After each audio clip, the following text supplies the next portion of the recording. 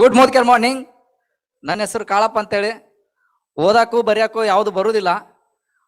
1 ವರ್ಷ 8-9 ತಿಂಗಳು ಆಯ್ತು ಈಗ ಸೇರ್ಕೊಂಡು. ಒಂದ್ ಸೇರ್ಕೊಂಡಾಗ ಯಾರ ಹತ್ರ ಹೇಳಕ್ ಹೋದ್ರು ಕೂಡ ನನ್ಗೆ ಅವಮಾನ ಮಾಡ್ತಿದ್ರು. ನಿನ್ಗೆ ನಿನ್ನಂತವ್ರಿಗೆ ಆಗುದಿಲ್ಲ ಮಾರ, ಇದು ಓದು ಬರೋರಿಗೆ ಶಾಂಪು ಸಾಬೂನು ನಾವು ಇಷ್ಟು ಚೀಪಲ್ಲಿ ಸಿಗುತ್ತೆ, ನಾವು ಅದನ್ಯಾಕೆ ತಗೋಬೇಕು, ಹಾಗೆ ಏನೇನೋ ಮಾತಾಡ್ತಿದ್ರು. ಅಂತ ಟೈಮಲ್ಲಿ ಇದು ಓದ್ದವ್ರಿಗಿರ್ಬೋದು, ನನಗಲ್ಲ ಅಂತೇಳಿ ಮನಸ್ಸು ಕೆಟ್ಟ ಮಾಡ್ಕೊಂಡು ನಾನು ಬಿಟ್ಟಿದ್ದೆ. ಬಿಟ್ಟಾಗ ಯಾಕೆ ಸರ್ ಬಿಟ್ರಿ, ಇಂತಲ್ಲಿ ಬನ್ನಿ ಡಿ.ಪಿಗೆ ಬನ್ನಿ ಅಂತೇಳಿ ಮಣಿಪಾಲ್ ಡಿ.ಪಿಗೆ ಕರೆಸಿ ನನ್ನ ಬುದ್ಧಿವಾದ ಹೇಳಿ ವಾಪಸ್ ನಾನಿದ್ದೇನೆ. ನೀವೊಂದು ಇಡೀ ಇಂಡಿಯಾದಲ್ಲಿ ಇತಿಹಾಸ ಮಾಡುವಷ್ಟು ನಾನು ನಿಮ್ಮನ್ನು ಬೆಳೆಸ್ತೇನೆ, ನಿಮ್ಮ ಬೆನ್ನಿಂದ ಇರ್ತೇನೆ.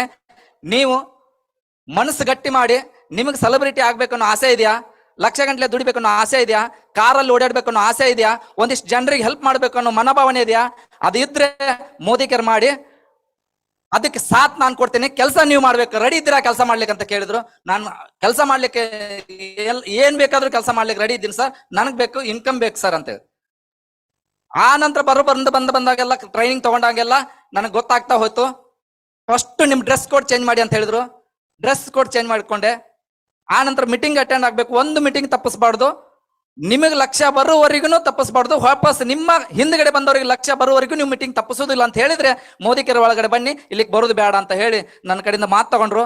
ಅದೇ ಪ್ರಕಾರ ನಾನು ಮೀಟಿಂಗ್ ಬಂದು ಕಲ್ತು ಇವತ್ತು ನಾನು ಹಿಂದ್ಗಡೆ ಡಾಕ್ಟ್ರು, ಇಂಜಿನಿಯರಿ, ಪೊಲೀಸರು, IAS ತುಂಬಾ ಜನ ಇವತ್ತು ನನ್ನ ಹಿಂದ್ಗಡೆ ಬಂದಿದ್ದಾರೆ. ಅವ್ರಿಗೆ ಟ್ರೈನಿಂಗ್ ಕೊಡುವಷ್ಟು ನಾನು ಇದರಲ್ಲಿ ಬೆಳೆದಿದ್ದೀನಿ ಅಂತ ಹೇಳಿದ್ರೆ ಇದಕ್ಕೆಲ್ಲ ಕಾರಣ ನನ್ನ ರವೀಂದ್ರ ಶಾನ್ ಸರ್.